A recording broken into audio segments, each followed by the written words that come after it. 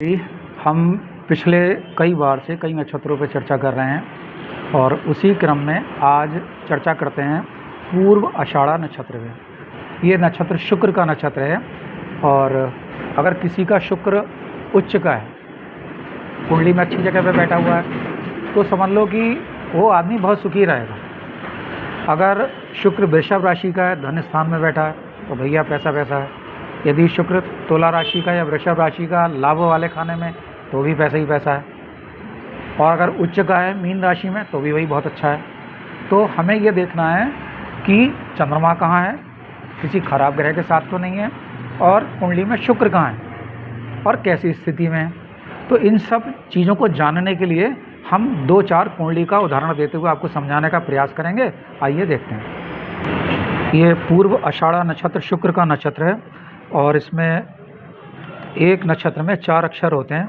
तो उसमें प्रथम चरण में जो बालक पैदा हुआ उसका नामकरण रखा जाएगा भू अक्षर से, फिर धा और फा और ढा। तो ये 4 अक्षर से इनके नाम आमतौर पे होते हैं। पूर्व आषाढ़ा नक्षत्र में जो लोग जन्म लेते हैं वो प्राचीन वस्तुओं को संग्रह करने वाले हो सकते हैं और कविताएं लिखने वाले हो सकते हैं, यदि उनका शुक्र तृतीय भाव में है। तो यदि कोई स्त्री पूर्व आषाढ़ा नक्षत्र में पैदा हुई हैं तो वो सामान्यतया सुंदर होती हैं।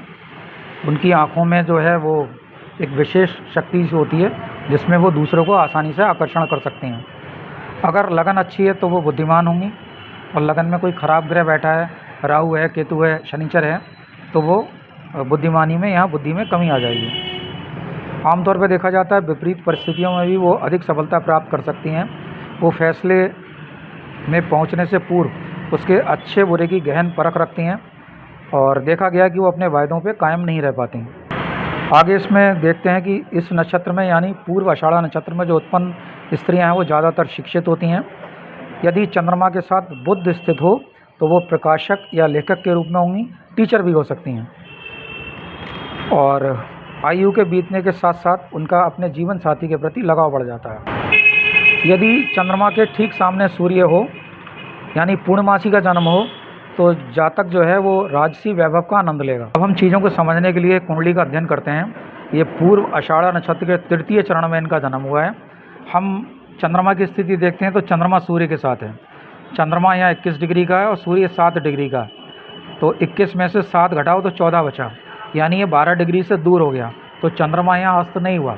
अगर ये 12 डिग्री से कम होता तो चंद्रमा अस्त होता, यानी चंद्रमा यहाँ प्रभाव दिखा रहा है। तो भाग्य का स्वामी धन वाले खाने में है, तो यहाँ धन की स्थिति ठीक ठाक हो गई। अब शुक्र की स्थिति देखो, तो शुक्र यहाँ खर्च वाले खाने में गया, यानी अगर ये पुरुष हैं तो वीर्य का खर्चा अधिक हो गया, और यदि स्त्री हैं तो इनको सफ़ेद पानी की शिकायत होगी, यानी पेशाब के रास्ते में सफ़ेद पानी के जाना, ये शिकायत होगी। अब शुक्र के साथ राहु है, ये खराब ग्रह, अच्छा नहीं हुआ। शुक्र के साथ मंगल है, तो यहाँ पर ये कहा जाएगा कि यहाँ पर इन्फेक्शन के साथ साथ खुजली वगैरह ये सब हो सकती है। यहाँ पर एक और कुंडली का अध्ययन करके देखते हैं। पूर्व आषाढ़ा नक्षत्र के दूसरे चरण में यहाँ जन्म हुआ है और कुंडली को जब हम यहाँ देखते हैं तो चंद्रमा जो है रोग ऋण वाले खाने में है। लगन का स्वामी रोग ऋण वाले खाने में गया, इसका अर्थ यह होगा स्वास्थ्य बढ़िया नहीं रहेगा, शरीर में वोल्टेज नहीं आएंगे, शरीर गिरा गिरा रहेगा और सर्दी के रोग जल्दी हो जाएंगे।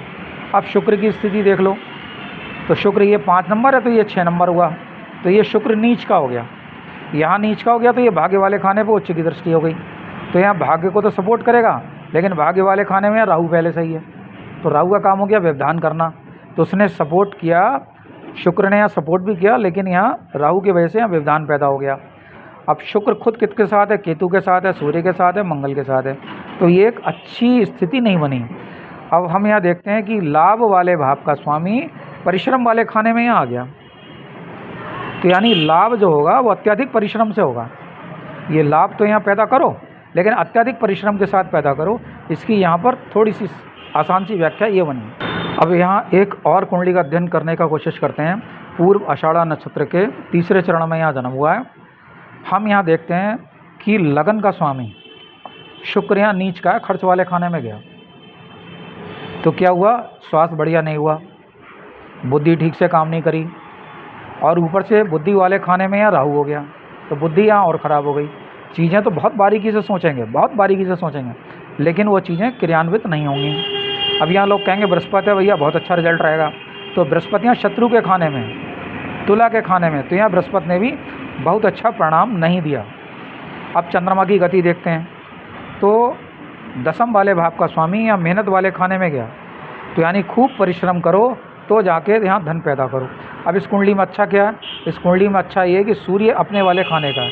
यदि ये सूर्य की पूजा पाठ करें तो प्राइवेट सेक्टर में ये आदमी बैंक जैसी स्थिति में या लेखन वगैरह काम में ये बहुत अच्छी स्थिति में पैसा पैदा कर सकते हैं।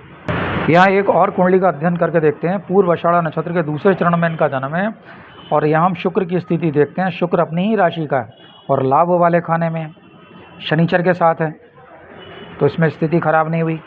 इसमें इनके जीवन साथी वाले भाव का स्वामी भी लाभ वाले खाने में, जीवन साथी से भी लाभ मिलेगा। और ये होटल का काम बहुत बढ़िया कर सकती हैं, फैशन डिज़ाइनिंग का काम बहुत बढ़िया कर सकती हैं, दूध है, क्रीम है, तो इन सब का काम बहुत बढ़िया अच्छी तरीके से कर सकती हैं। अब चंद्रमा की स्थिति देख लो। लगन का स्वामी रोग वाले खाने में गया, केतु के साथ गया, स्वास्थ्य खराब रहेगा, सर्दी के रोग होंगे। और साथ में ये केतु का जब होता है लगा हुआ चंद्रमा के साथ, लगन वाले भाव का स्वामी चंद्रमा है और केतु के साथ है, तो उसमें छिपे हुए रोग होंगे। ऐसे रोग, कष्ट तो पूरा होगा, लेकिन जब आप मेडिकली चेकअप कराएंगे तो वहाँ कोई भी चीज़ पकड़ में नहीं आएगी। डॉक्टर कहेगा सब चीज़ फिट है, लेकिन आप यहाँ पूरी तरह से पीड़ित होंगे यहाँ पे। तो ये हमने एक अध्ययन करा पूर्व आषाढ़ नक्षत्र का। तो अभी हमने जाना पूर्व आषाढ़ नक्षत्र के बारे में। मैं पंडित राकेश पांडे, बरेली, उत्तर प्रदेश, भारतवर्ष। फ़ोन नंबर है 9837235505। दूसरा नंबर है 82 183 73 975। आपको यदि अपनी कुंडली का मुझे विवेचन कराना है तो आप मेरा पारिश्रमिक देते हुए अपनी कुंडली में मेरी राय जान सकते हैं, और ये सुविधा आपको व्हाट्सएप पर भी उपलब्ध होगी। जो पारिश्रमिक है वो आप फ़ोन पे या पेटीएम से भेज सकते हैं, और व्हाट्सएप पर आपके प्रश्नों के जवाब दे दिए जाएंगे। हरिओम।